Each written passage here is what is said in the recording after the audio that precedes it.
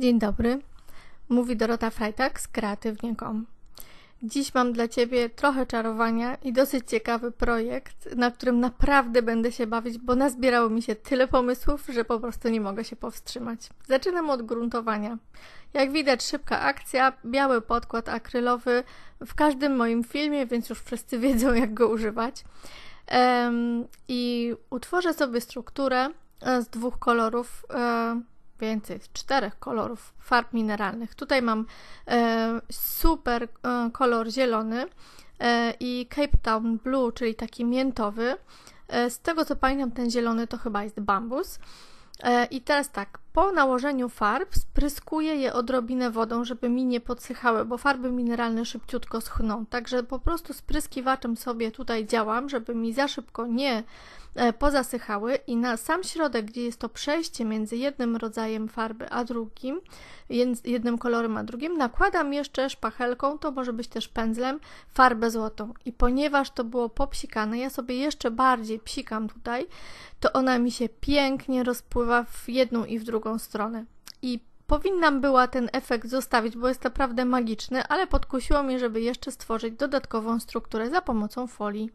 Położyłam tą folię, farba sobie pod tą folią schnie, a ja zajmę się bokami i maluję znowu tymi samymi kolorami i rozcieram dodatkowym pędzlem, żeby po prostu te kolory mi przeszły. No i teraz moja struktura.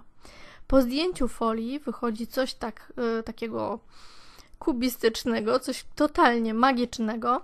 Zabrakło mi troszeczkę tych zlatujących kropelek w dół, bo one mi przypominają łzy i potrzebne mi są do papieru, który wybrałam. Dodałam je sobie, no i teraz przygotowuję papier ryżowy. Przykleję go na coś nowego, to jest pianka samoprzylepna. Ona też jest do efektów 3D. Jak się klei papier ryżowy, też wszyscy już wiedzą, więc szybciutko tutaj za pomocą 2 ruchów pędzla przykleiłam na piankę i papier ryżowy sobie schnie. Ciekawostka, stempel kauczukowy ze spękaniami. Ja te spękania nanoszę za pomocą zwykłej farby i gąbeczki. Można to też zrobić tuszem, jeśli ktoś dysponuje. Odbijam go w dowolnych miejscach, jest to bardzo delikatny i bardzo taki subtelny efekt i pomaga zrobić spękania tam, gdzie chcę. I teraz tak, troszkę szablonu i tu zrobiłam szablon z przesunięciem. Użyłam koloru turkusowego, który tam koresponduje z tym, co mam na tle i po przesunięciu szablonu wygląda, jakby to był trójwymiarowy efekt. Uzupełnię sobie odrobinę wybrane miejsca tym szablonem. Ponieważ ta pianka jest bardzo miękka, mogę sobie papier ryżowy razem z nią wyrwać, a niektóre elementy również wyciąć.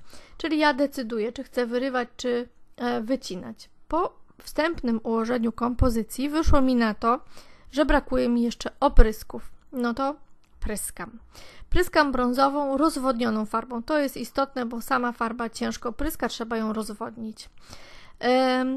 Bitum. Bitum jest mi potrzebny do tego, żeby wykończyć brzegi tej pianki, dlatego że one są po prostu białe, a pianka ma aż 2 mm.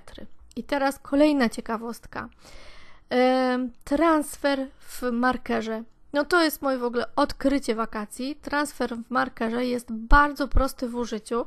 Jest dużo prostszy niż szybki transfer, który sprawia kłopot dlatego, że nanosi się go zwykle zbyt dużo i się rozmazuje. Tutaj wcale niełatwo jest przesadzić z ilością tego transferu. Trzeba tylko musnąć tym pisaczkiem i kiedy ten papier zrobi się tłusty, pocieram patyczkiem albo łyżeczką i ten lewostronny wydrukowany motyw po prostu mi się pięknie odbija tam, gdzie chcę. Mówiłam o tym, że pianka jest samoprzylepna. Zdejmuję papierki z lewej strony tej pianki i przyklejam moje motywy na wcześniej wybrane miejsca. No i teraz zostało mi już tylko wykończenie tego mojego pudełka. Zanim zacznę wykończenie, wszystko zawoskuję. Farby mineralne idealnie korespondują z woskiem, a będę chciała cieniować bitumem i później woskiem brązującym, dlatego lepiej położyć sobie wosk na dole, po to, żeby pędzel mi się ślizgał i żeby to cieniowanie było po prostu łatwiejsze. No i podkreślam wybrane elementy bitumem. Pomagam sobie gąbeczką, tak żeby ten bitum jeszcze dodatkowo rozprowadzić. I na końcu zostało mi jeszcze brązujące woskowanie. Ponieważ pod spodem mam wosk bezbarwny, wosk brązowy, którego tutaj użyłam, rozciera mi się po prostu bardzo delikatnie i mogę go zdjąć, jeżeli pojawi mi się jakiś nadmiar. I na ten moment właściwie powoli ten projekt mój już będę kończyć. Będę czekała, aż wosk mi zastygnie i ewentualnie go jeszcze wypoleruję. Na dzisiaj bardzo, bardzo dziękuję za uwagę. Koniecznie subskrybuj i zostaw komentarz. Zrobisz mi bardzo, bardzo dużą przyjemność na dzisiejszy dzień. Do zobaczenia.